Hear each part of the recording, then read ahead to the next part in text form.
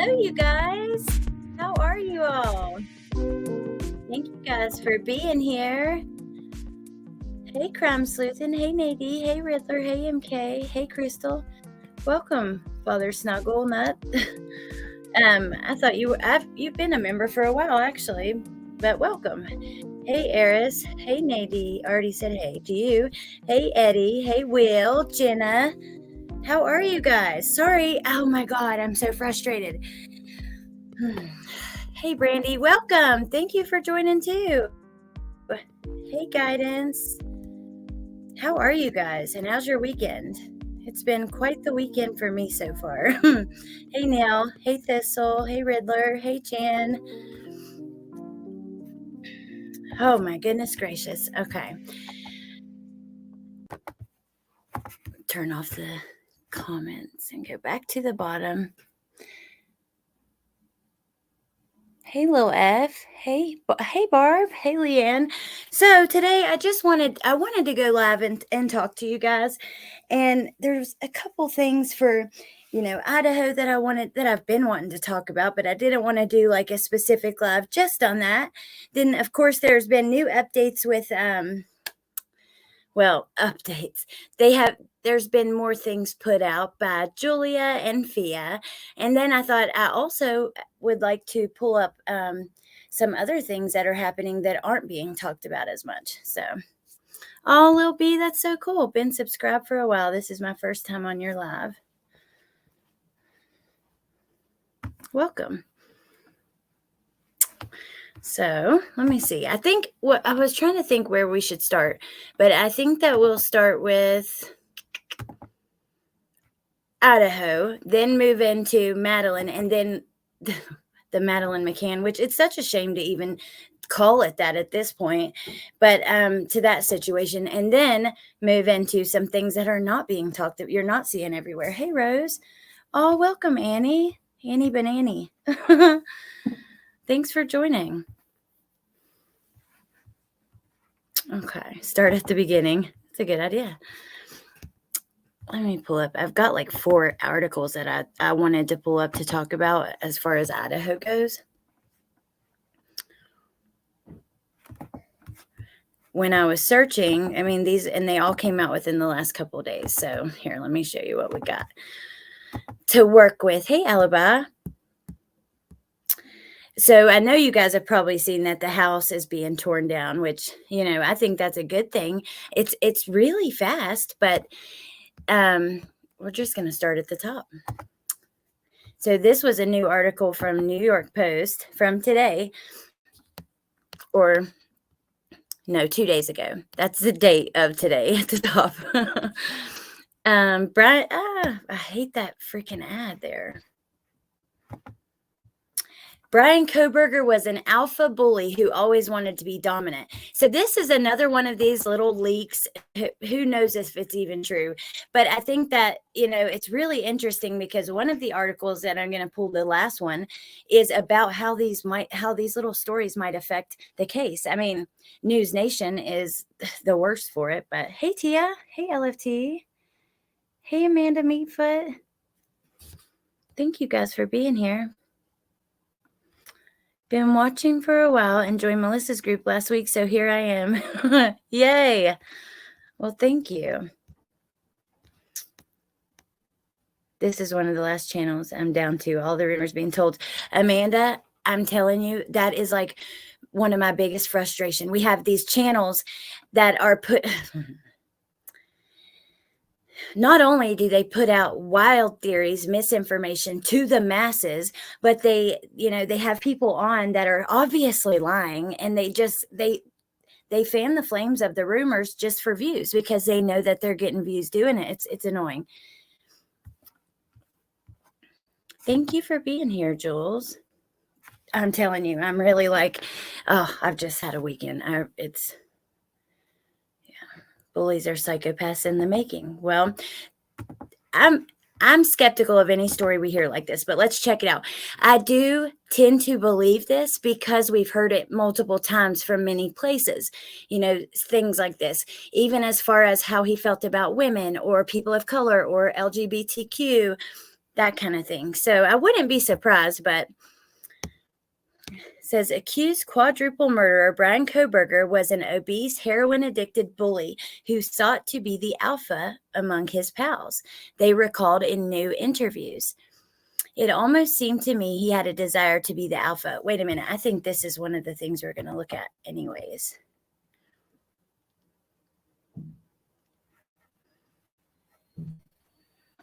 Yes, it is. So actually, yeah, let's just skip straight to the source then.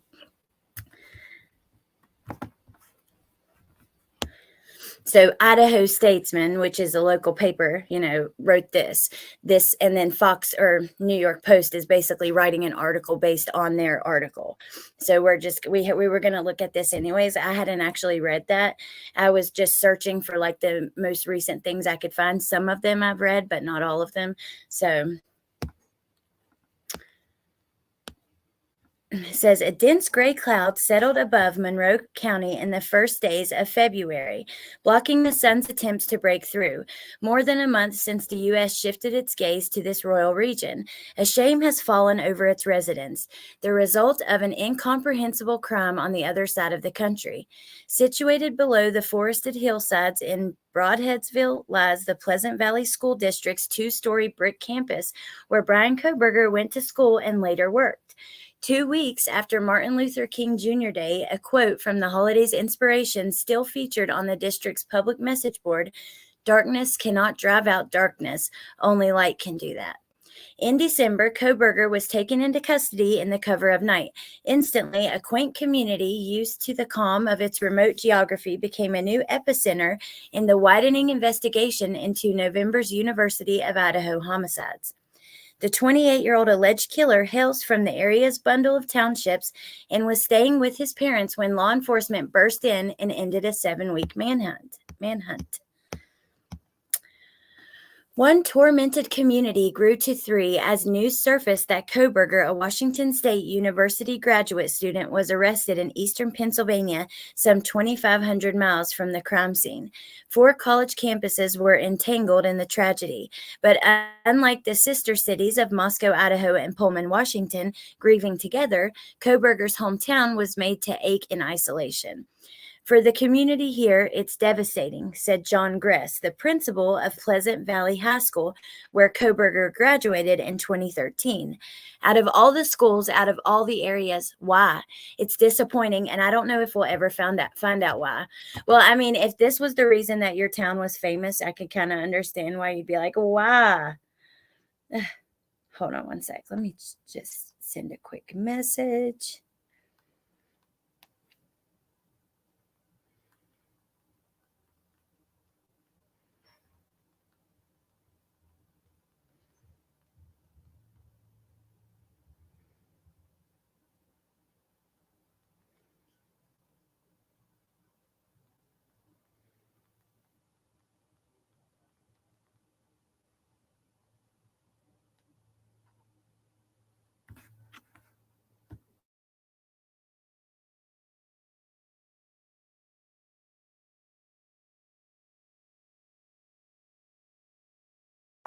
Okay.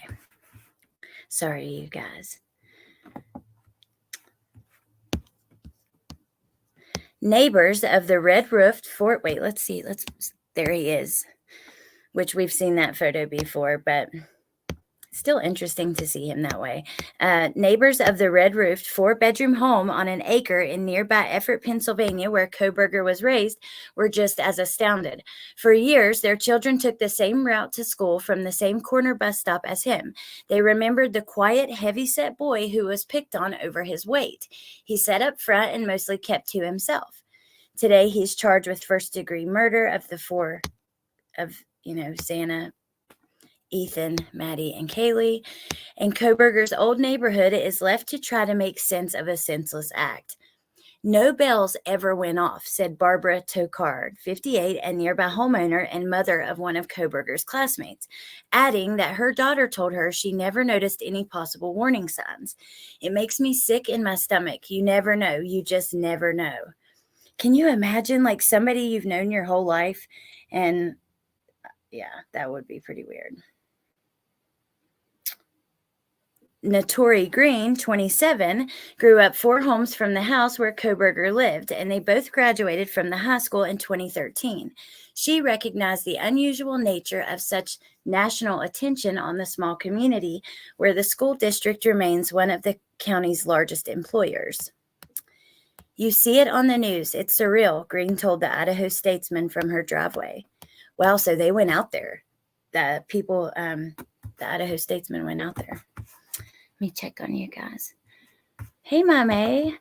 Hope you're having a good weekend too. Hey, Criminality. I hope you had a good vacation. Hey, Amy.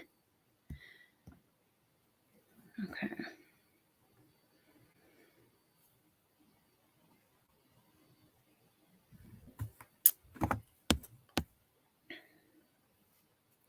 Since moving back home with her family after college, Green said she's heard about the passing of several Pleasant Valley classmates, rattling off the list of causes: drugs, car accident, drugs, military, drugs again.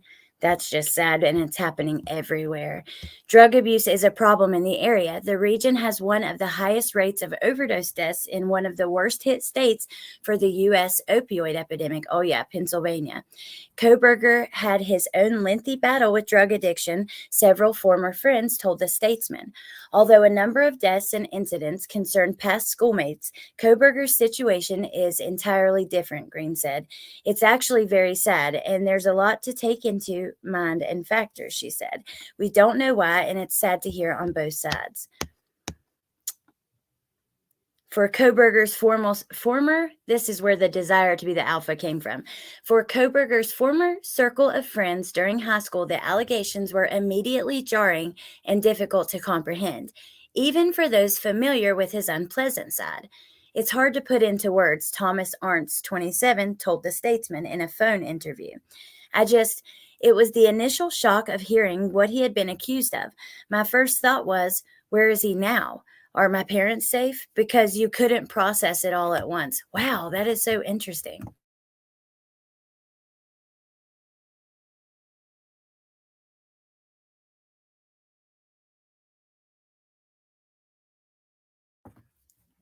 I could not get my thing unmuted. Okay. Are my parents safe? Wow.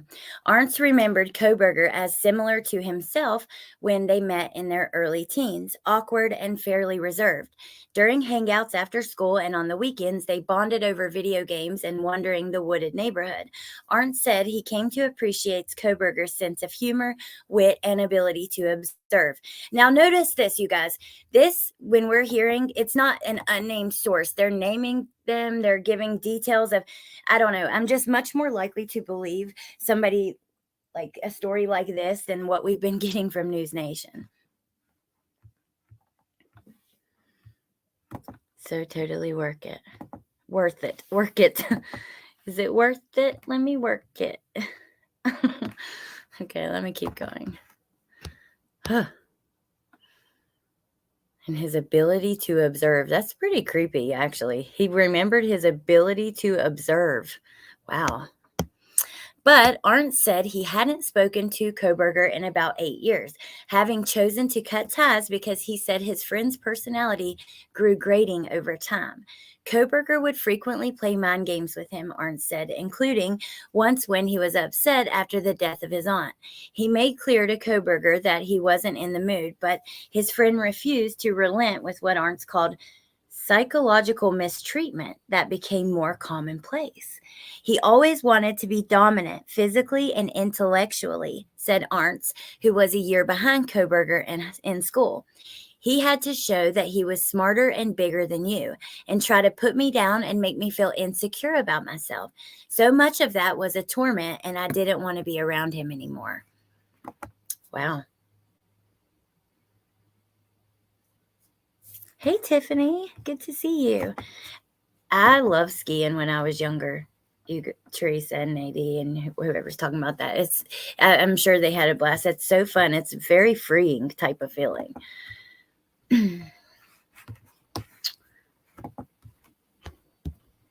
There he is during that military class or whatever it was.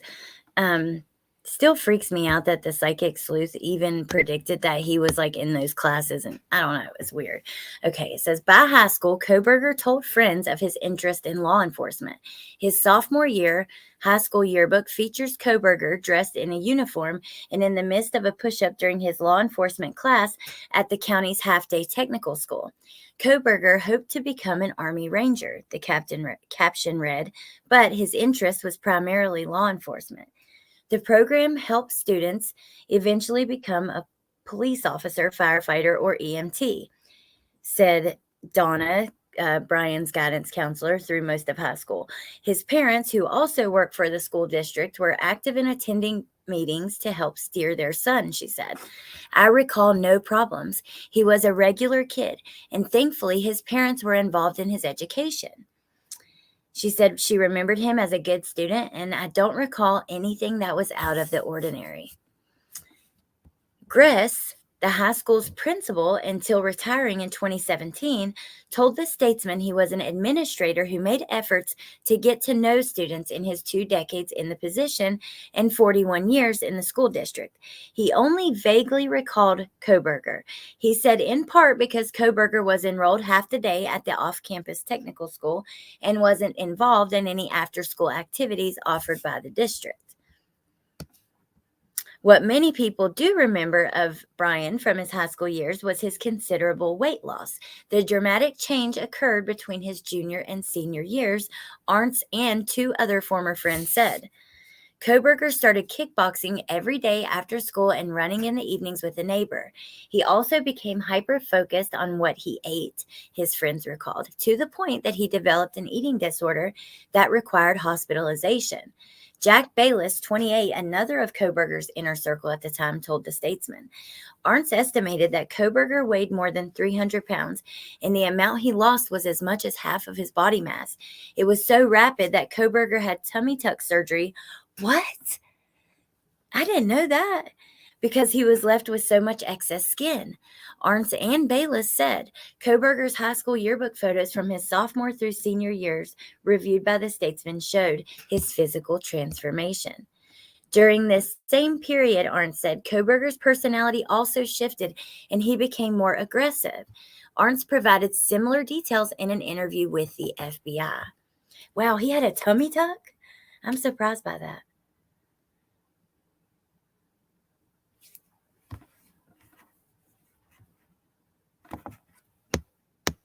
It almost seemed to me he had a desire to be the alpha, Arntz said. For no reason, he'd try to grapple me and put me in headlocks when I didn't want to. He tried to portray it as just boys being boys, but that's not the way I ever took it.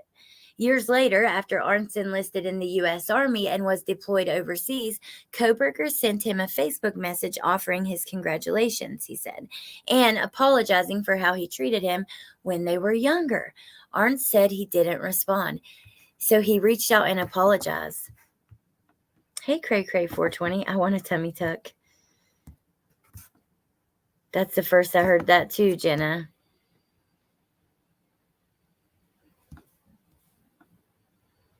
Hey, Nicole Morgan.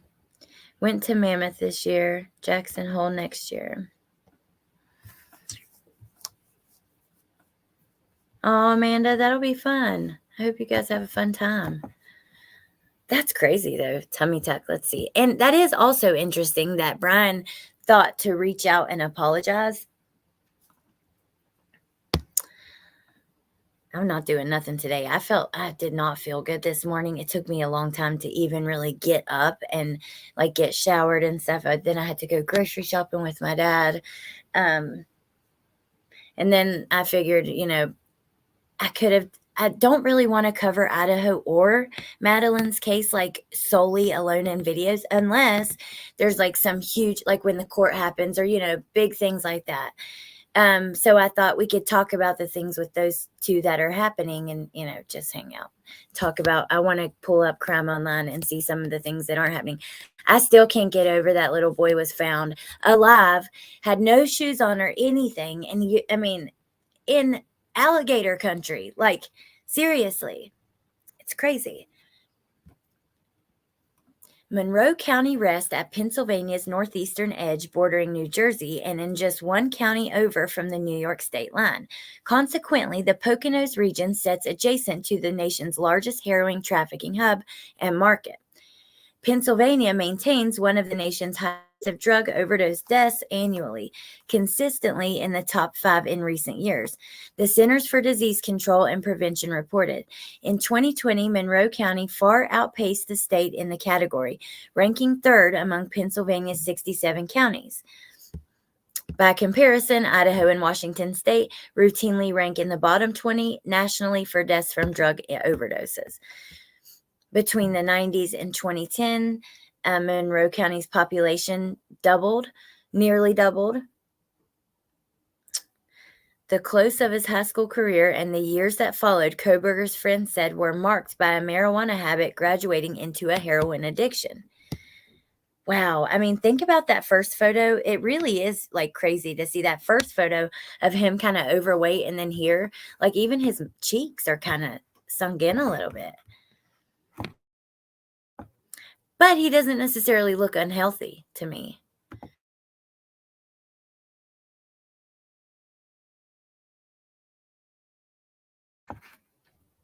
Hey, Will B. Guidance. I hope you're having a good night, Guidance. A good weekend, good evening. His feet were completely clean after walking a mile through the woods all night. Yeah, it's crazy. It's really, really crazy. Hey, Shabanae. Okay, let's keep going. Kohberger attended the county's technical program his sophomore and junior years of high school, but he switched for his junior year from law enforcement to focus on heating, ventilation, and air conditioning, like his father, who worked in maintenance at the school district for a time. For reasons that are unclear, Kohberger then transitioned out of the technical school his senior year to earn his diploma through the high school's online program. Neither Kohberger's HVAC instructor or his law enforcement instructor returned interview requests from the Statesman. Tanya Carmela Beers was at the time a technical school administrator. She remembered Kohberger. She told the Statesman and acknowledged that her interactions with him would have fallen within that scope. She declined to answer questions about him, citing protection of such information under privacy laws. She generally spoke about the circumstances that would force a student to change their focus within the program. Sometimes, depending on the disciplinary offense and any issues surrounding it, it may not be the student's choice to be removed from a program. Wow, so was he removed from that? Huh. Law enforcement program barred certain behaviors. In general, a student can be very strong academically and perform very well in clinical work, but one or more infractions would take the opportunity to participate in that program away. Huh. So kind of like read between the lines is what it seems to me like she was saying. Casey Arntz graduated high school 2 years ahead of Kohberger. Now I think we've heard of her. Wait, I know they were talking about her out there, but is that the same one though, that from the wedding and stuff? She says, honestly, I feel he was looking for validation, and that's why he fell into that crowd. And honestly, it's why he fell into the whole drug scene. Jeremy Saba, a neighbor 2 houses from Kohberger's childhood home, was part of that group and introduced that. Yeah, and Thomas Arntz, maybe that is the brother and sister.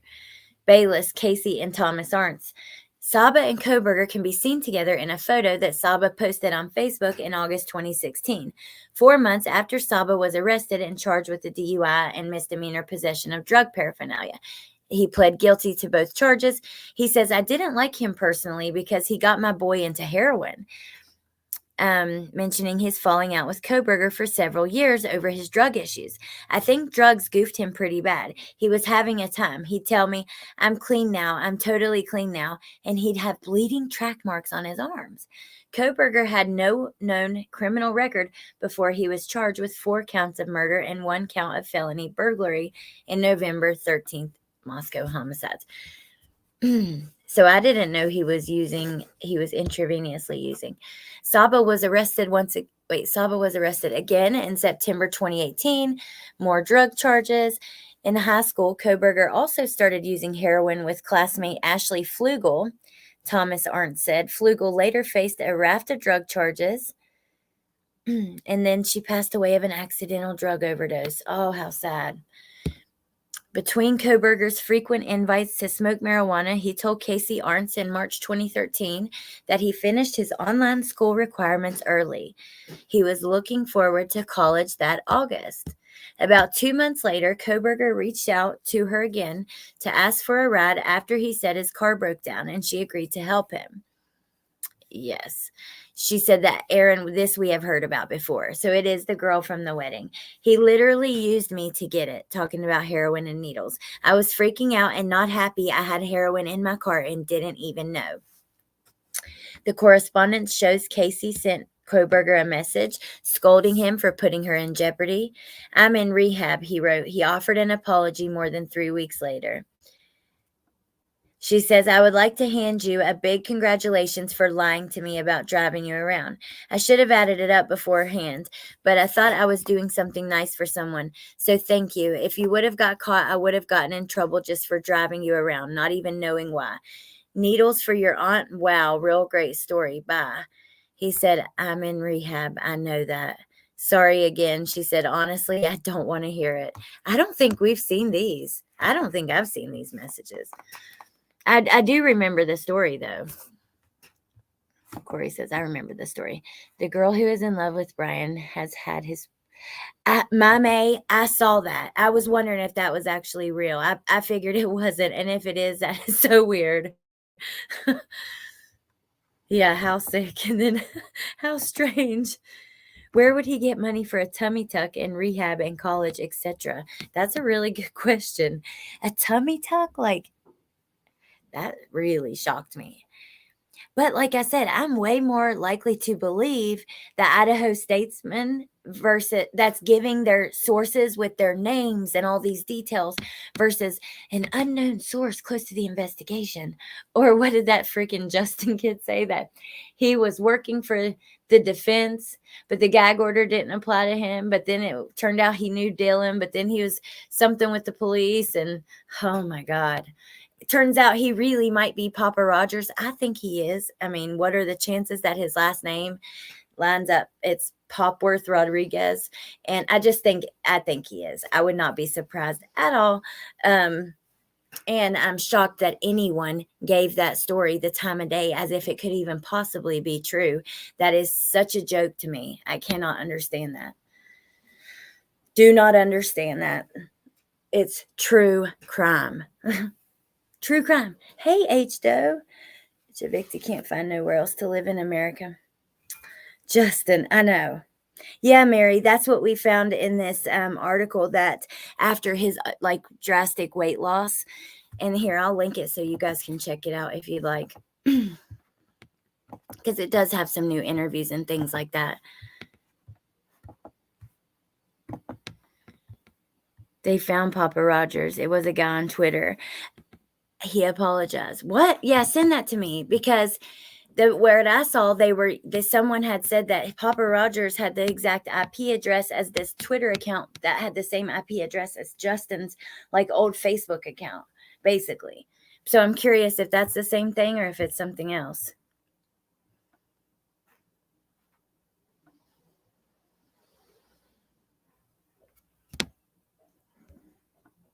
Where are you going, Tia? Tia's going somewhere. I need to jump in the shower. Hope you have a wonderful weekend. Enjoy the stream. Hit the like button. Bye, Tia. Have a nice shower. He apologized. What? It will be. I know. It's pretty crazy. It's frustrating. This article here is the local newspaper there, and it seems like they went to Pennsylvania because they said they did some of these interviews in the person's driveway, and it was someone who lived in the area that Bryan grew up in. Be proud. You're making something of yourself. I'm not, haha, he wrote, saying he withdrew from college because he had to go to rehab. Life after was dull. During the work week, regulars slide in to occupy one of 10 seats at the bar at Lynn's Motel on State Route 115 in Effort. One of the first in on a Wednesday is a school bus aide just off work. She grumbled about losing a lunchtime bout with a stubborn piece of rye bread that knocked out 2 of her fillings. Okay. Adorned with time-worn red carpeting and wood-paneled walls, the local watering hole is one of the few left in the area, and patrons are all on a first-name basis.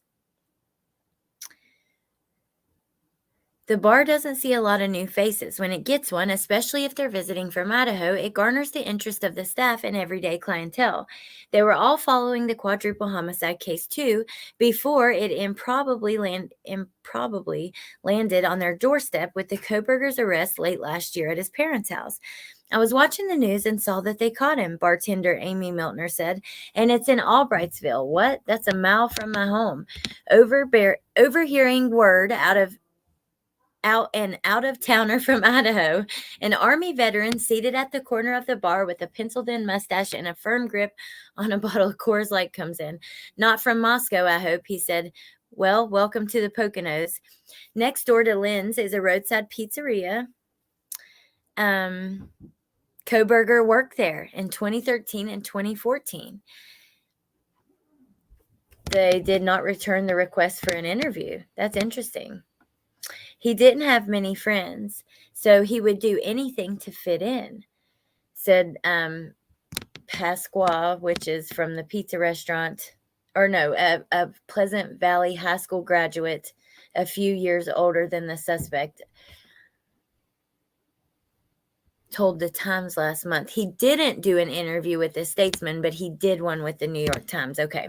He didn't have any friends, so he would do anything to fit in. He was a big heroin addict, and so was I. I work in treatment and everything. I remember this, but back then I was using, and that's how I know for a fact he was using. I got high with him a couple times. Charles Conklin, 61, owns the building. He recalled, Kohberger briefly worked there a few months. Conklin recalled, and Kohberger wrote on a school district job application obtained by the Statesman. He wasn't there long. You've got to do a good job on your cuts, and you have to be friendly to people. At least try to make eye contact, Conklin said. It just wasn't his thing. Within an hour of Kohberger's arrest, Conklin said he got a call from a former longtime employee who reminded him that it was the kid they fired more than a decade ago. The revelation floored him. There aren't words to describe how disturbing it was. We're a small community. No, a small area, a small community. So for things like that to happen, shocking. Totally shocking. I know this is shocking for anyone, and for him to be from this area and actually work there, it's almost unbelievable. Let's see. In May 2018, Kohberger told Bayless he hadn't used drugs in 2 years.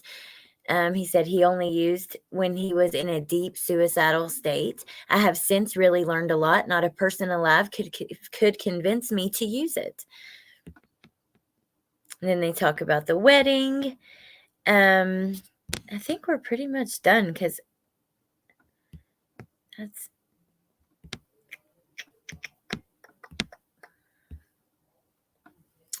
a customer we had to address. Oh, yes. Then they talk about the bar. Remember, Bryan was making the female waitresses and stuff feel uncomfortable. Okay, so we're going to stop. I think that we're done with this. I don't want to go over things that we've already discussed. And there are a few things on the I Am Madeleine Instagram I want to show you guys that's happened since we last talked about that crazy mess, which I'm fully convinced now that it was all a plan. I really do. I believe that first,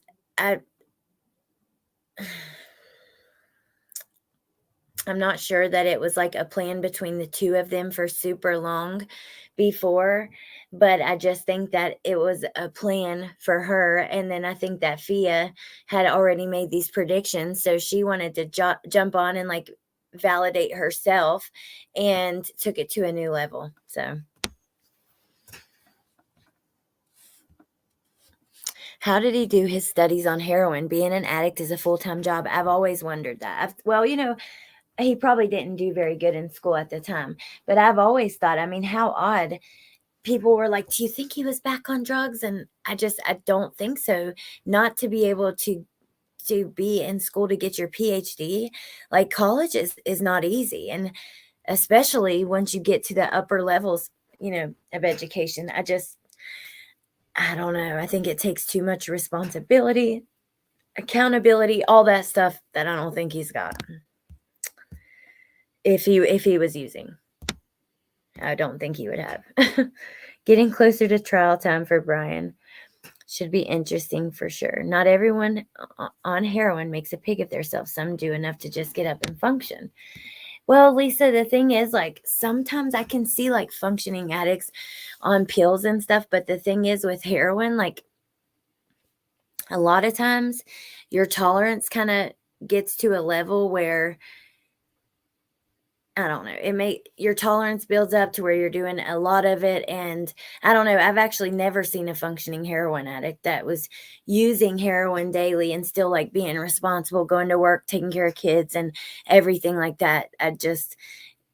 And I was using for a long time, but I'm not feeling good today, so I'm just going to lay here. Oh, Kara, I'm sorry. I hope you feel better. Well, let's go see what's going on Instagram with these freaking crazy people. And, yeah. You always have a monkey on your back. Meep, you know what they used to say in rehab? They'd say, don't ever think that, like, you can use just one time. You haven't done it in so long. You can use once and you'll be fine. They're like, while you're in here getting better, or while you're at home getting better, that monkey is outside in the parking lot doing push-ups, ready to come back even stronger. It's hard to function on heroin.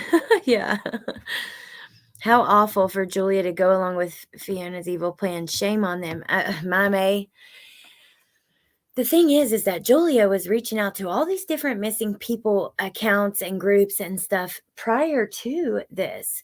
But while she was doing that, she told me herself on the phone that she joined that Facebook group, and she even said a version of this on the live, but she says it a little more clearly on the phone, that she joined the Madeleine McCann Facebook group because she was putting the pieces together and thought she was her.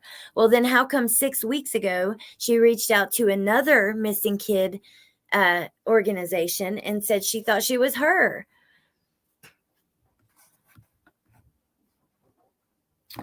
My brother was an addict, sadly, before taking his own life. Oh, I'm so sorry, Siri.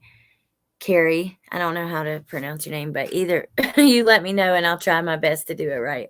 They choose to take it. You don't just pick up and take it. I lost my brother due to these drugs, and I still say it's selfishness. It is 100% selfishness. Addiction is one of the most, because you destroy yourself, but you destroy everyone around you, and you don't even know it because you are just way too focused on yourself and your addiction, and it's effed up. And I'm so sorry for your loss. My dad just said one beer after 10 years sober, and now we're at 10 plus years of addiction in full swing. Addiction doesn't discriminate. No, it doesn't. And I'm sorry. That's awful, Shay. Neil, at 20 years clean, I had surgery. I was shocked how my body reacted to morphine. It scared the crap out of me. After 20 years, oh yeah, I'm sure you didn't have any tolerance at all. Ellie, do you think she feels like she doesn't belong to her family and looking for a home, or is this attention seeking? So at first, like, after talking to her, she sounded so genuine. It was really crazy. Like, I didn't believe she was Madeleine, but I did believe that she believed that she could be, or someone else. And that is what she said to me. She really, like, made it clear that she thought if she wasn't her, she would maybe be another missing child. But after like yesterday or whenever we did that, like watch that expose on Fia and my last live on it, all the things that we saw in this Instagram account, Julia is lying, all the things that they've picked up, seeing that she likely photoshopped that photo of Maddie and made the mark on her eye a little bit lighter and things like that, then it makes me think there's maliciousness to it or a level of awareness that, so I don't know. I go back and forth. And yeah, I think that's not helping what Nay said. I think this woman is she's a big, big, big influence on her. And you can see it. You'll see in a minute when I show you the post. Like now her posts look just like that woman's. That woman is posting for her. I'm freaking certain of it. And yeah, it's weird. Dave, I think the level of drug use is related to or directed by the level of trauma causing the use. So it's not easy to control like a stereo knob. I don't believe it's selfish like people say it is. Directed by the level of trauma. I'd say a lot of times that you're probably right. Like for me, I've had things go wrong in my life, of course, and I've been through a couple things like, I don't know, oh, I had really good parents, and I was blessed beyond belief. So, and even I turned into like full on, I was bad, you guys. I mean, if you go back and watch, I have a video like a long time ago. I think it might be a short, but it's like because it was a TikTok, but it's like shows pictures in my addiction and stuff. It was bad.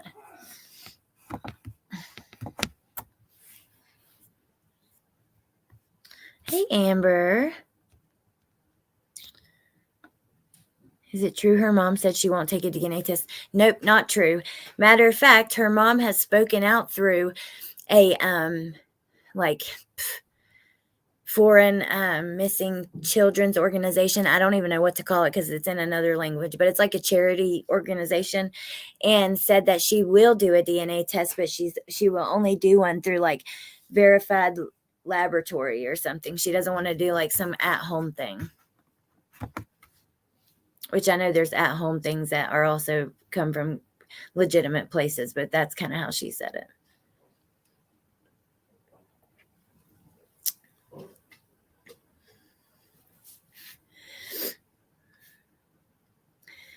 I agree, Mary P. Okay, let's go on over there. Hold up.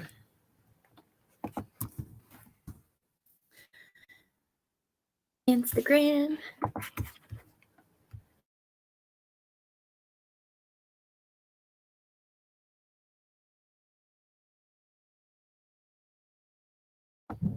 Okay. Jesus, Kourtney Kardashian. Okay, here, let's check out her story. Oh, shoot, I'm going to have to mute. This is a new interview. I was watching it earlier, actually, so let me go back. Because I've already watched through these. See, she's reposting her stuff like this. Repost after, like, I just believe, based on her stories and compared to what they look like before, I think that it's the Persian medium writing them. And even if you read it, sometimes it sounds like her, but please unfollow me, and shame on all of you that trying to bully me. Stop. Directly, I have Fia as my representative and spokesperson and investigator and psychologist. What? Please read my stories and stop bothering me directly. I have Fia as my representative and spokesperson and investigator and psychologist, which helped me feel better and find my real parents. I do not want anyone else to help. I am not an idiot or stupid. Someone used Fia name to do an interview. I have her team located at my place now. They are watching you guys like hawks. Please back off. Okay, this is weird. I read today Maddie's parents have said they will only do a DNA when her parents do one. Yes, that's what I saw as well. They said if her parents, like if her mom takes a DNA test and she's not her mom, then they will do it. Nicole, that's so sad because she must really believe in this woman. Nicole, I don't know. Well, I think she does truly believe in her, and I felt like that at first, but now I'm starting to wonder how much of this is malicious within her as well. Missy Lee, mental illness shows up in early adulthood very often. This seems like the case. She's not a medium. I think she's overdone now. And a psychologist and a private investigator and like, geez. Okay. And my spokesperson, investigator, psychologist, and my representative, and my psychic, a celebrity psychic. International press or magazines or news must communicate with FIA, not me. Please respect me and my wishes. Everyone who tries to send a text and call to my WhatsApp was blocked immediately and reported to FIA and her team. There is absolutely no way to communicate with me directly, so stop trying. And this is FIA. FIA, from the very first live they did together, she told her, you need to stop talking to people. I will take all the messages and calls. Because Julia says, well, I've done one interview. She's like, what? You've already done an interview? You know she was mad after she came on my channel and another TikTok because she deleted her Facebook.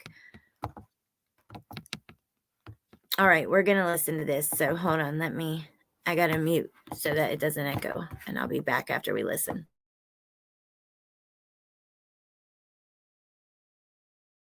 Is real. First of all, a lot of people ask me, do you think that she's real Madeleine or not? Well, again, I said I'm not going to even ask this question, even how I feels about. The reason is because this case right now is so sensitive and there's a lot of hate towards to a very young, amazing. They're using the half naked pictures of Julia almost everywhere on the internet, which is a full of them, and shame on them, to basically tell that this woman, this young lady, this vulnerable lady, they're looking for publicity. If she was hopeless and she didn't know with who I can talk because I need to figure it out, who am I? So again, all those things is raising concern for me as an investigator and also as a psychologist. Something is missing. The puzzle is missing. Right to believe and she's right to understand about that who she is. When the mother and basically father says no. I think all the mothers that watching right now, I'm a mother too. If my kids going out and has any time, I wanted her to get hurt more, but she got opposite. She actually exactly did opposite. She refused. She backed off. She threatened actually Julia. She said that she's gonna vanish on her face. She said that you're never ever gonna.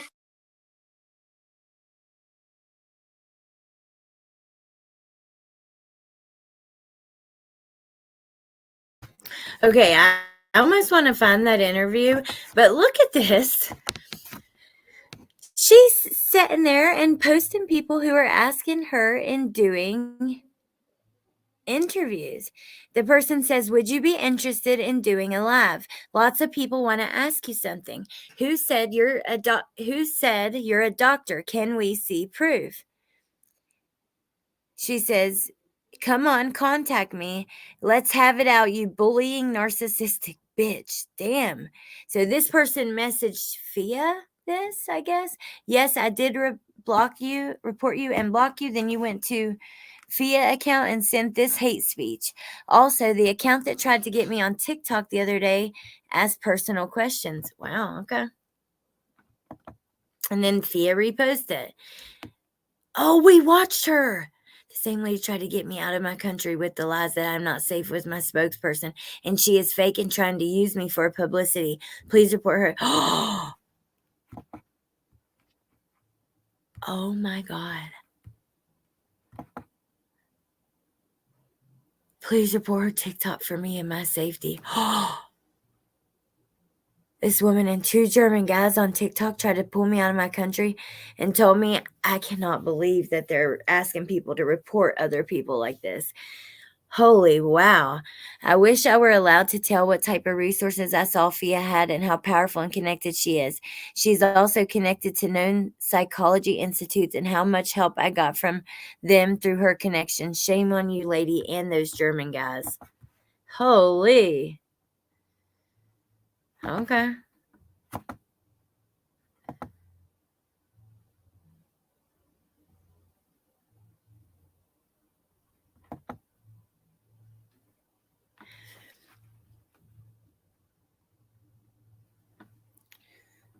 Psychic issues public plea after talk with Julia. Another person tried to email me to take me out of my country. She says, back off now.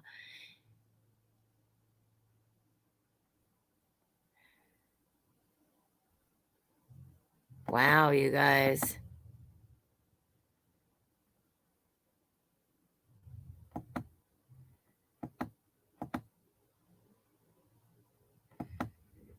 Wait, without Fia and her team, I would get lost in another country as they trick me to meet up with Kate. There's some weird people. There are some weird people out there. These two individuals are shameless, in my opinion. Their behavior is disgusting. Hey, Peyton. Hey, Van Life Adventures. How are you guys? Let's see if I can show you guys like these accounts that...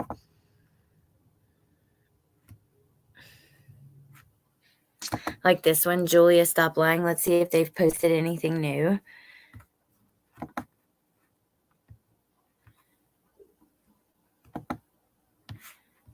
No, that one hasn't. Like, yeah, I don't know. I'm very curious to see where this is going to end up. I mean, I have a feeling I know, but I'm just... What will they do after... Like, after it comes back, you know, and they publicly say, okay, she's not Madeleine. She still walks away with this Instagram with like a couple million followers or however many she'll have at that time, you know?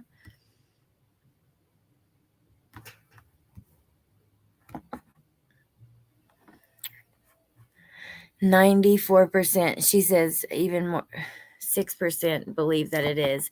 It looks like the whole hype around Julia has flattened a bit by now.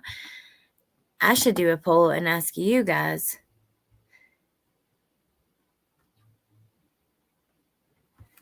Yeah, this was posted by like the police overseas and a private investigator talking about the artificial intelligence, this tool that analyzed the photos, like the features of Madeleine and the features of Julia. And it says that she's definitely not Maddie.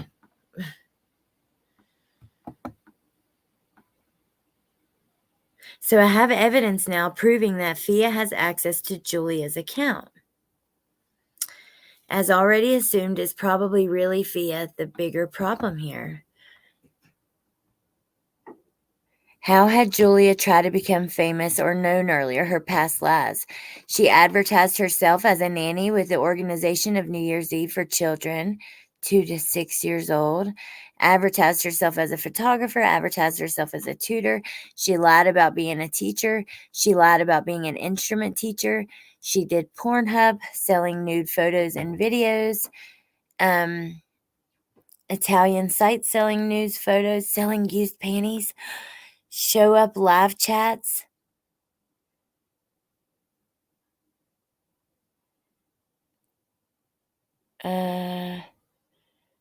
Collection for the treatment and diagnosis of a dog. The same one. Oh my God. Fundraiser for cat treatment. A fundraiser to help a Ukrainian family. A fundraiser for treatment and life. She tried to be model, actress, singer. Failed to pretend to be another missing child. Wow, you guys. I don't know. I think that it's crazy because I definitely think it's a scam of some sort. I know that at this point, I don't believe she thinks she's Madeleine. I don't.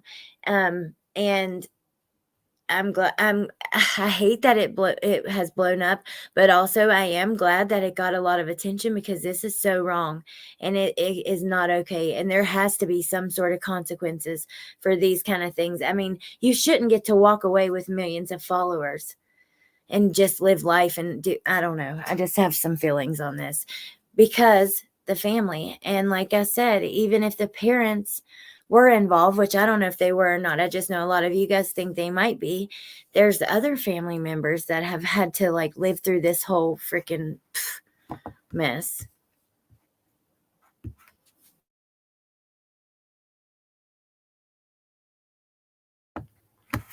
Humanimal. I think she's a sociopath, to be honest. From day one, you've definitely said and known that. Hey, Brandy's Wine and True Crime. Hey, Emily Narb. And hurting the McCanns. I know, Mara. But also, it's like, hey, NorCal Jim, I want them to be held accountable. I don't know. It's pretty crazy. Like, if we, what is this?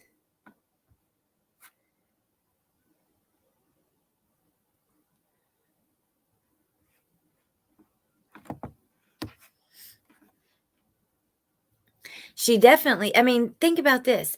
The photo, there's proof. They show the photo of Madeleine that's like one of the most famous photos of her, like a real up close on the face picture.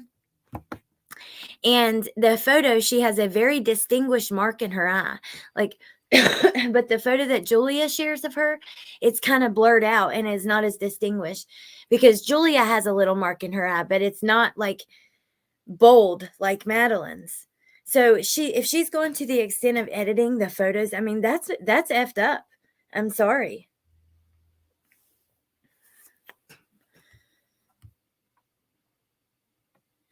Someone said this makes no sense at all. Why would so many try to get you out of Poland?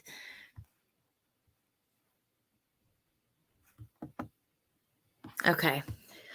It's frustrating. I don't know. We'll see where it goes. I'll be curious to see. And just like that psychic lady, you're telling me you got 10 million followers, but none of us have ever heard of you before? Long Island Medium has 1.5 million. Everyone knows of her. She gets thousands of likes on a post. You get 50 likes on a post. I don't know. There's some shady stuff happening there. But to take advantage of like victims of a tragedy like this, it's disgusting. I wouldn't be surprised if she has an OnlyFans. Humanimal. She does have, she is on Pornhub, and I think she does have an OnlyFans. She also has like a risque Twitter account. And I found the account. She's removed a lot of the like tweets now, but the account's still there. It is, Steph. It is so cruel. I didn't know of the Long Island Medium. You didn't, Angels? Like, she had a show on TV and stuff. Hey, Heidi, my son was telling me about this, and I was so surprised I couldn't stop laughing there. They should get arrested, both of them. I don't know. I don't know if there's an actual crime being committed. But I agree. I think there should be some kind of punishment or whatever. Okay, now we're going to go look at Crime Online because I want to take some time and talk about some cases that don't, like I said, that don't get talked about all the time, that don't get the attention. I think that's important. And, I don't know, even if only a smaller amount of people watch, that's still awareness for like a certain amount of people that wasn't there before, So yes, and I don't know. I think it's interesting. I enjoy going through these with you guys.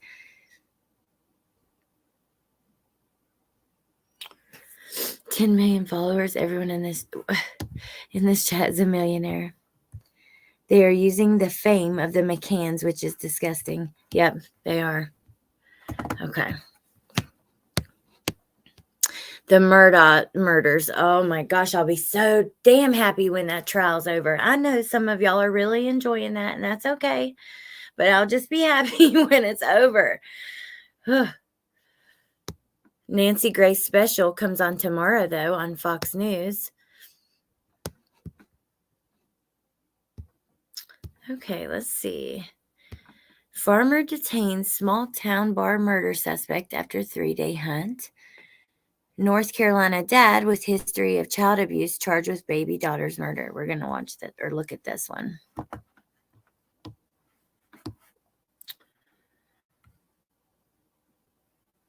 Be prepared to get pissed off because when you open your eyes and you find out some of the things that are happening in this world, well, we're all being like looking at just one major thing or looking at freaking Chinese spy balloons and shit.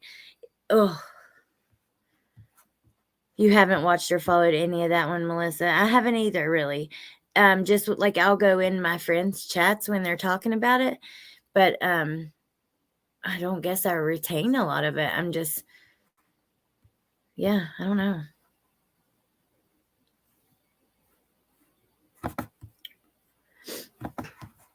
Okay, let's see. A North Carolina man with a previous child abuse conviction has been charged in connection with the death of his baby daughter.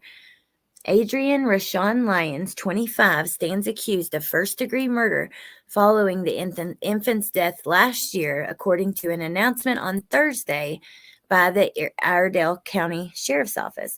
Lyons had initially been charged with felony negligent child abuse inflicting serious bodily injury.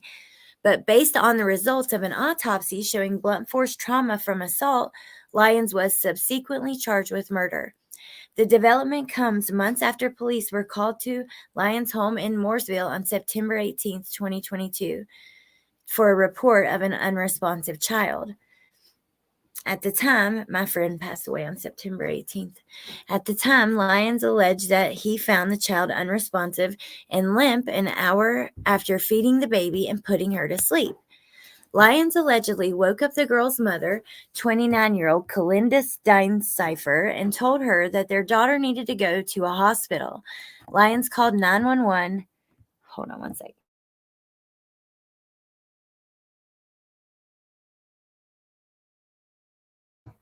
I'm so sorry. I was getting so thirsty. I had to pause like right in the middle of that. I called 911 and CPR was attempted on the child.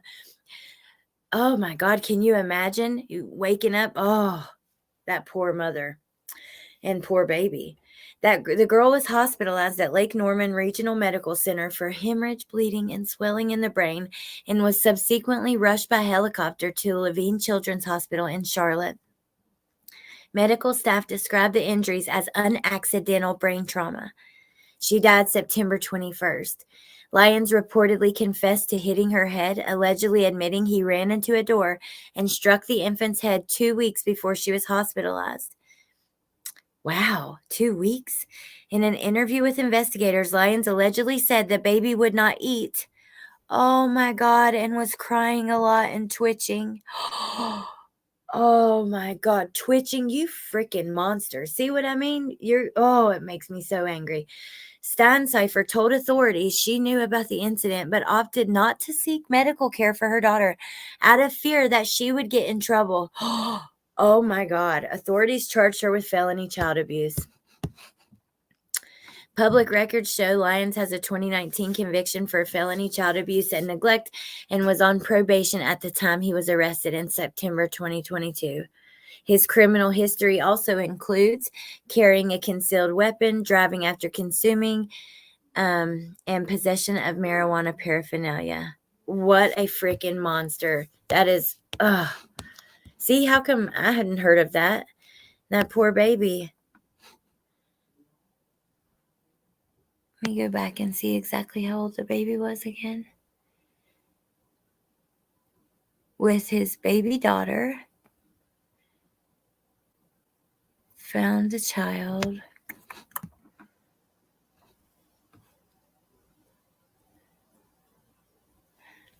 They don't really say, they don't say the age. That's just disgusting. The baby was twitching and mom couldn't get it to the doctor. Yeah, you deserve to be arrested, in my opinion. Oh, Nadie, I want to. I do, but I might have to do it on my second channel because it is, just the subject matter. Cajun Princess, I don't understand that. I do not understand that. And Jules, I know, with Lori Vallow, which it's coming soon. I cannot freaking wait. She actually had court on the 23rd. I think the audio, I might have shared it actually. It was released this morning. Oh my God, I just cannot get over the things that happen. And it's just, that's awful. Okay, let's see.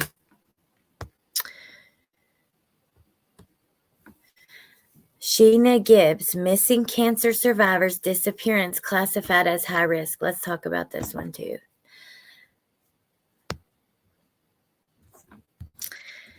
In the Rogers Park neighborhood north of downtown Chicago, a mural of Sheena Gibbs is painted on a brick wall of the Glenwood Bar. To passerbys, the green, pink, and purple portrait is one of the numerous colorful paintings on Glenwood Avenue. But to Gibbs' family, the painting is a piercing reminder that Sheena is missing. Family members last heard from Sheena November 3rd, 2021. Wow. When she was supposed to drive to Iowa to visit her mother, who was in the hospital. She never made it. At the time she went missing, she, then 40, was working at the University of Illinois, Chicago, helping people schedule COVID-19 tests. She was living in Rogers Park, which abuts Lake Michigan, and was reportedly last seen near Sheridan and Greenleaf Streets. She's a cancer survivor, social justice activist, and graduate of the prestigious Northwestern University. She moved to Chicago 2 decades earlier from Iowa. She's a very strong-willed, positive go-getter. Police have classified her disappearance as high risk, which means she may be in danger of injury or death, although the basis for that classification is not clear. A flyer about Sheena states that her disappearance is believed to be the result of a crime. Investigators have not been able to track her phone. It's possibly been shut off. It was said that she always stayed in contact with her loved ones. The family's begging anyone with information to come forward and share what they know. Says, I just asked people, if it was your loved one, what would you do? You want somebody to come forward with information. So that's just what we're asking people to do, the same for us. She was 5'9", 180 pounds, with black shoulder-length hair. $1,000 reward. If anybody has information, you can call Crime Stoppers, 1-800-535-STOP. That's sad. I wonder why they would classify, because like you'd think any missing person is at high risk to be murdered. So it is kind of interesting. I would like to know more details on that. Epidemic, help us find these missing Black women. We went through a bunch of these last time we did true crime news, and cases that you have not seen anywhere. Look at them. It's horrific. It's awful. It's really alarming when you know how many people go missing all the time. 23-year-old dad admits shaking infant son too rough and killing him. Oh, dear God. I get pissed off again. Let me check on you guys for a moment. Thank you, Crumb Sleuthin. Thank you, Steph. Suitcase murder is the one who is going to be wiping the smirk off their girlfriend's face. Oh, Meep. I cannot wait for Galen's trial, which, I'm thinking March 23rd. Teresa went back and found all the exact dates, and I think that was it. But let me see. I'm Googling it real fast just to see if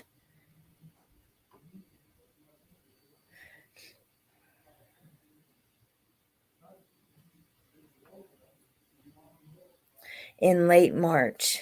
Court TV has an article from February 6th that says late next month.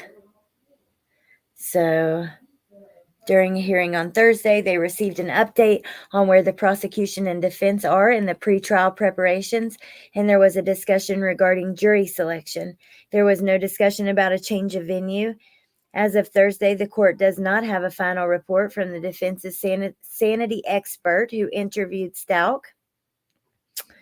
The jury trial process is expected to start on March 20th. With an estimated 2 weeks of jury selection and expected start of evidence presentation no later than April 3rd. Oh my God. And 6 weeks for presentation of the case. Damn, that is going to be quite 6 weeks. It's going to be like Murdaugh. I'm telling you, it's going to, oh God. I just know it's going to be absolutely devastating. I really do, because the details that we've gotten thus far are just so sick and disturbing and devastating. So, and then Lori Vallow, I think it's March 23rd for some reason. Let me look that up.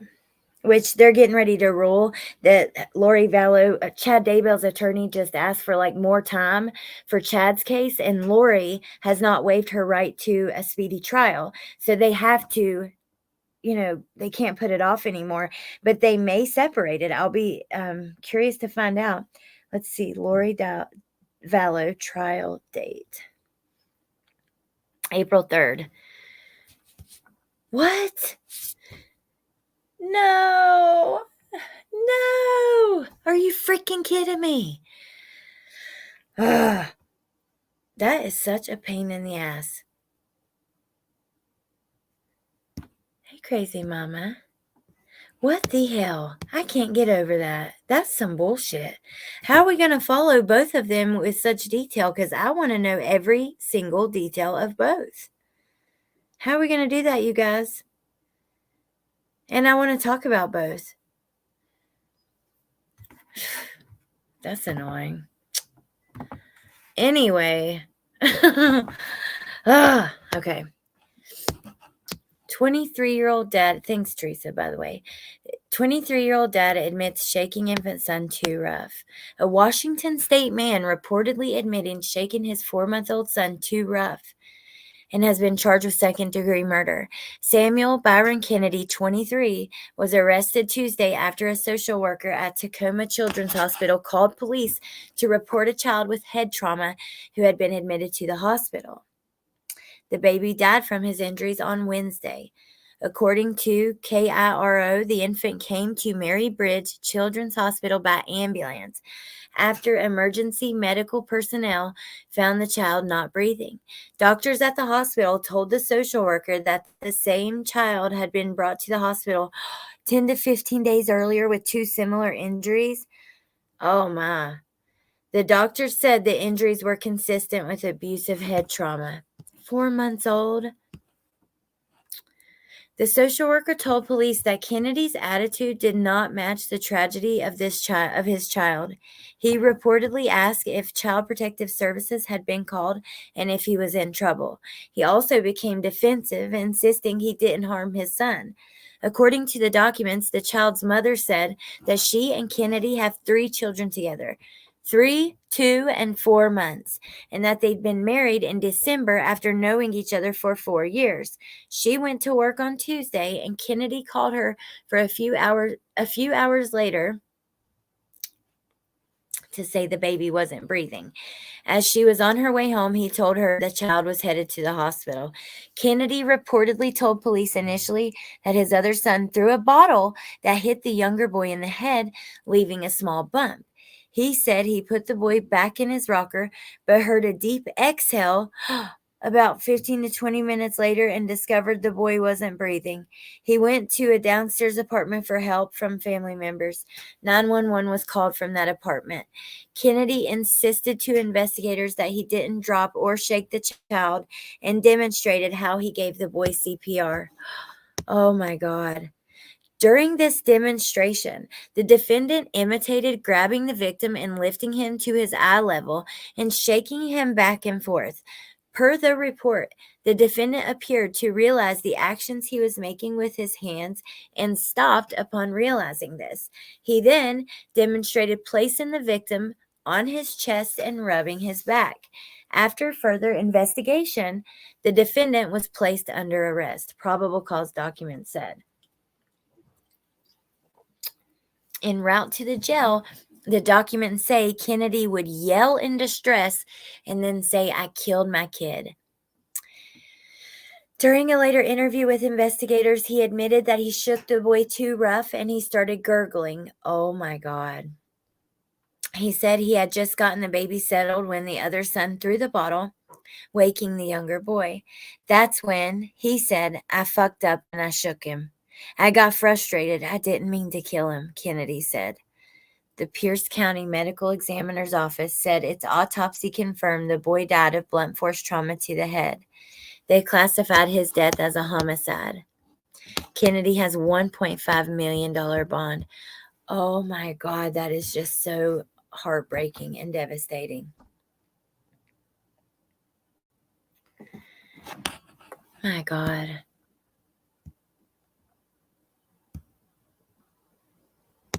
It's crazy. I know. Rage, anger. It's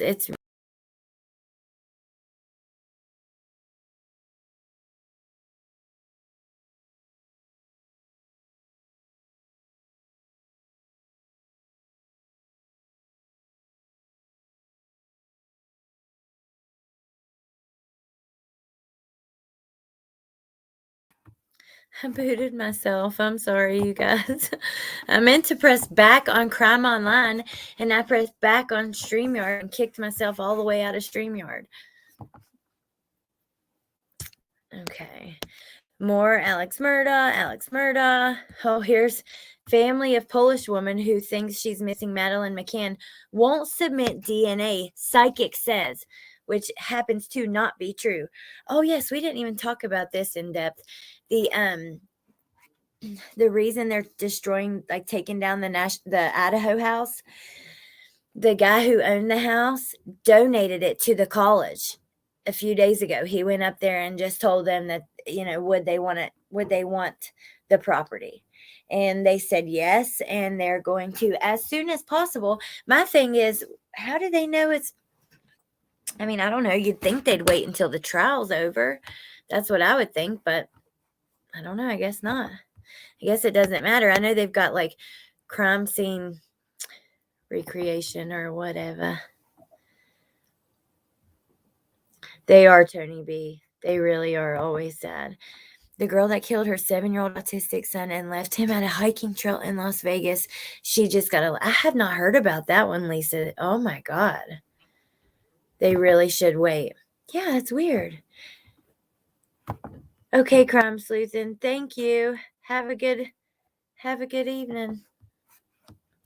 K-Braze, I think if there was a law where whatever you do to somebody to cause them death, you get to put to death the same way, I think a lot of people would think twice, in my opinion. Let's see, we'll find one or two more to go over. Oh my God.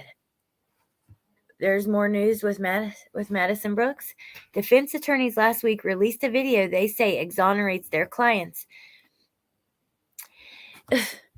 Dude, her blood alcohol level, I know that's going to tick me off. I'm not even going to get into that. 17-year-old boy accused of raping her will be tried as an adult. They're going to say that because she was willing to sleep with him, that it wasn't rape. She had so much alcohol in her system. It was like 3 times, what was it? 3 point something. Like, the legal limit's like 0.08 or something like that. Hers was like way high. It was, here, forget it. We're going to look at it for a second, but this is going to make me mad because not only did these men take her out of the club, she was so drunk she could hardly walk, take her in the car, they all slept with her, and then they just put her out on the road, and they drop her off somewhere and she gets hit by a car. But they totally did put her in harm's way, and she, by law, just because she was so intoxicated in the state that they're in, that's considered third-degree SA. Look how beautiful she was. My God. Defense attorneys last week released a video they say exonerates their clients charged with raping intoxicated LSU sophomore Madison Brooks. But the video apparently didn't persuade a grand jury not to indict the juvenile, charging him as an adult in the case. The grand jury handed down a true bill on Thursday, charging 17-year-old Desmond Carter with first and third degree rape, as Crime Online reported. Then there was 18-year-old Kayvon Washington, 28-year-old Everett Lee, 18-year-old Kason Carver. They've not been indicted so far, but were charged by deputies. The defense attorneys claim Brooks consented to sex with their clients before they let her out of her car on January 15th, and she was later hit by another car. Prosecutors say all 4 of the suspects and Brooks were drinking at the bar that night, and Brooks was too drunk to consent. Only Lee was legally allowed to drink. In the video, Brooks is seen in the back seat of the car after the alleged rape. I'm sorry that I offended you that bad, Brooks said. Take her home, one of the men says. Get out, get out. I will Uber on my own, she says, speaking to the man sitting next to her. He gets out of the car so she can exit, calling the driver gay as she does. Well, they were fighting with her because she was too drunk and she couldn't give him her correct address, and they were getting mad at her. That's like what happened before that. Ooh, let's see the video. Oh my God, they released it? 2 days, a grand jury will convene in Baton Rouge to decide whether to bring formal charges against 3 men accused of raping LSU student Madeleine Brooks. She died last month after she was hit by a car on Burbank Drive. Chris Nakamoto in the investigative unit here now with a look at that turning point and what the defense says about one piece of potential evidence. Michael, the district attorney has said all along this is one case that would go before the grand jury to get formal charges in place. And we can tell you tonight it's happening this week. But defense attorneys are already looking beyond any possible indictments to a trial. And a short piece of video recorded that January night is likely to play a key role if that does take place. We do want to note this report addresses the subject of rape and includes content that some may find unsettling. Yeah, let's get the officer a call, let them know that we'll turn them in. Lawyers say this video was a crucial piece of evidence because you can hear Madeleine Brooks communicating with the suspects. I'm sorry that I offended you that bad. Get out. I will Uber on my own. This is video of LSU student Maddie Brooks taken inside the vehicle on January 15th. I'm sorry that your feelings got hurt. When police say she was raped after a night of drinking at an off-campus bar. Defense lawyers released it to WBRZ. Tell me, how did you hit this girl in the car? Telling 3 men and 1 teenage minor in the car recorded it after 2 of them had sex with her. Brooks died shortly after this video was taken. Another video previously seen shows Brooks leaving the Tigerland bar Reggie's headed for the suspect's car. Speaking, engaging in conversations, using very vulgar language to the driver of the vehicle, insulting the driver of the vehicle, implying that the driver of the vehicle is not straight based on him not wanting to engage in certain activities with her. Again, it doesn't put anybody in the best light. Okay, she actually, let's find out what her blood alcohol level was, because you guys will be shocked. It's very high because she was running to the car. But they said they released like footage of inside the bar, and she was stumbling and stuff. They were like guiding her around. Let me see.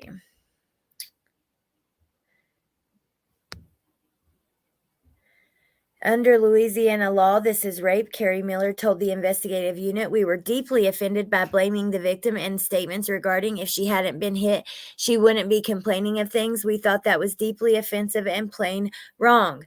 Authorities, okay, it was 0.319. It's supposed to be 0.08. So 0.319. It was extremely high. 4 times the legal limit. At the time of the sex act, it casting serious doubt on her ability to consent to anything. Because, like I said, there's a law in Louisiana, if they're too intoxicated, they can't consent, that kind of thing. I said it was like 1. I was thinking it was 1.5. I don't know. I was thinking 3 times, but I got confused. But still, that's very high. I don't know, Melissa. I don't know. 0.319 is comatose. Yeah, Neil, that's what I'm saying. It's so and it's like you can't even get her home safely. You guys all, a group of you, take her and you all, do whatever. And then it's just like, whatever, even though she's being drunk and annoying. Well, you took her from the bar as a very intoxicated drunk person. Of course she's going to be annoying. You know what I mean? But whatever. Steph, I think some states it's nothing for driving, but some states it's 0.08. Hey, 456 Casino. Okay. Did you guys hear about this? Officers take down suspect who killed 3, including 9-year-old girl and a reporter. It was a shooting. There's JJ who was found.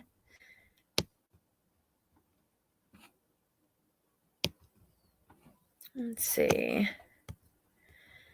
I was trying to see if there were any other missing cases maybe we should hear. Here we go.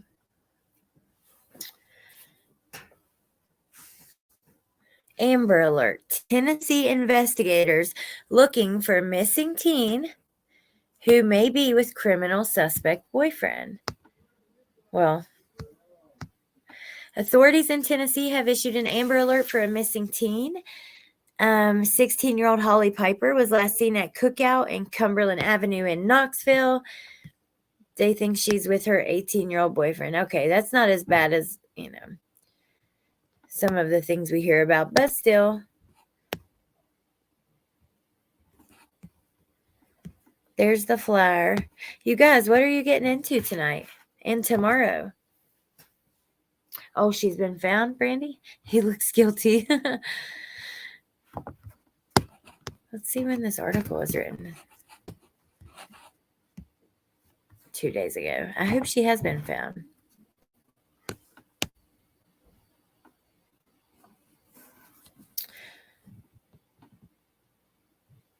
More Murdaugh stuff. Oh, wow. I didn't know that. Paul Murdaugh's girlfriend says he choked her, had history of drunk driving. Found safe, a 4-year-old Mississippi boy. Oh, that's awesome. Another baby found safe. Look, here's another one. Missing boy found safe 8 months later, several states away. Okay, this is what we're going to end with. That's crazy. 8 months later. Think about summer. I mean, my God, it's almost been 2 years, you guys. Oh, and by the way, Dawn Wells' daughter did an interview today. I haven't watched it yet, but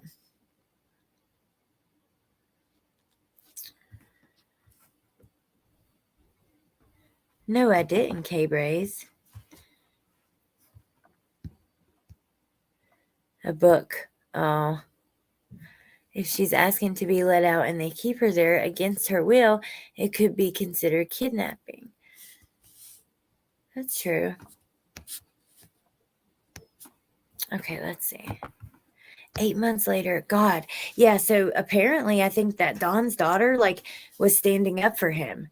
I just watched Chasing Truth for 5 minutes talk about it.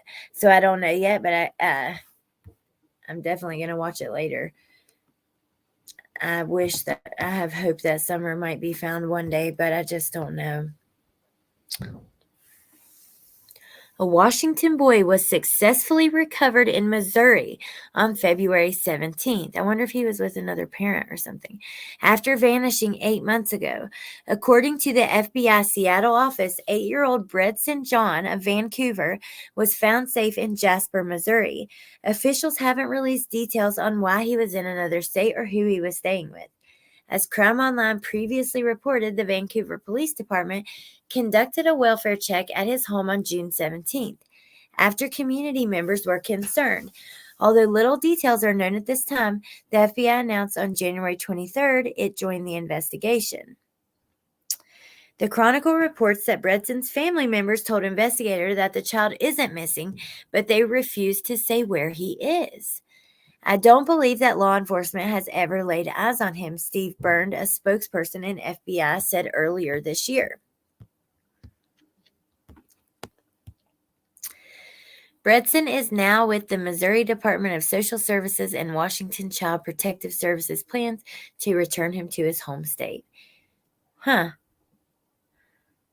Well, I'm glad they found him, but I'm curious on details, but I guess sometimes, with kids and stuff, they won't always do that.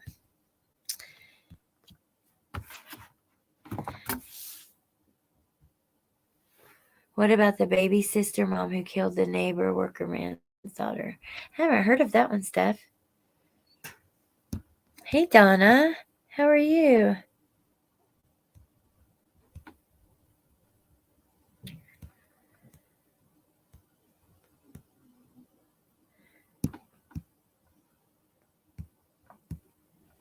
Bye, Aries. All right, you guys. I think we're pretty much done for now. I'm super duper thirsty. I don't know why. I've got really bad cotton mouth. And yeah, we went through a lot of the website. It's actually kind of, there's not as much as we usually see on there, which is a good thing, because a lot of times you see a lot of missing kids, a lot of neglect and different stories like that. So let's see. It's all about the Murdaugh. Oh, I just cannot wait until it's all about Lori Vallow and Letitia Stalk. And if y'all have any ideas of how we're going to, they start the same day. I mean, what the F? Really? And what's Court TV going to cover? Which one? Probably Lori Vallow, but also that was Gannon's case was just, it was a very, it was all in the headlines a lot when it first happened. So I don't know. Thank you, Mel Mac. You're awesome. Thank you, K-Braze. Thank you, Humanimal. Thank all of you guys. I love and appreciate you. Thank you for coming to hang out with me. I want to go live on Real Talk soon. Melissa and I were talking about doing a part 2 of that UFO live. Thank you, RSK. Yeah, Melissa, we just found out they start the same day, April 3rd. The juries start on Letitia's March 20th. But Melissa, well, it depends. Like a lot of times you'll see Court TV covering it, or the local news, like where Lori Vallow is in Idaho. The local news was really great about bringing everything live. Then the judge changed the rules and he said, because Lori's lawyer complained that people were mocking Lori and things like that. So now they're only doing the audio. And you don't get it live. You don't get it until the next day. So that's really annoying. Oh, thank you, Missing People with Confusing Stories. I appreciate that so much. Thank you. Yeah, and they should. No cameras for Vallow. Did they rule on that? Hey, did they rule? Because does that mean that they ruled on if they're going to separate it? Because I know on the 23rd, 2 days ago, Chad's lawyer put in another motion trying to get him separated. And he said he would answer. That judge always, he never rules in live that day. He usually puts out some sort of bulletin about it or whatever.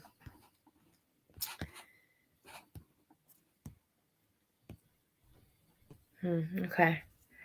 All right, you guys. I appreciate you all. Thank you for being here. Yeah, I hope you guys have a good weekend. I'm going to go relax at my house. I need to watch You. I haven't got to watch it yet. And I have a few other things I need to catch up and watch. But yeah, I love you all. I appreciate you guys. And I'll see you tomorrow or sometime soon. Mel Max says there's a petition out there to sign for video request at the docket. We should sign up. Not that I don't know if it will do anything, but it's still worth it to try. Love you. All right. Love you guys. Have a good weekend, and I'll see you tomorrow. Bye.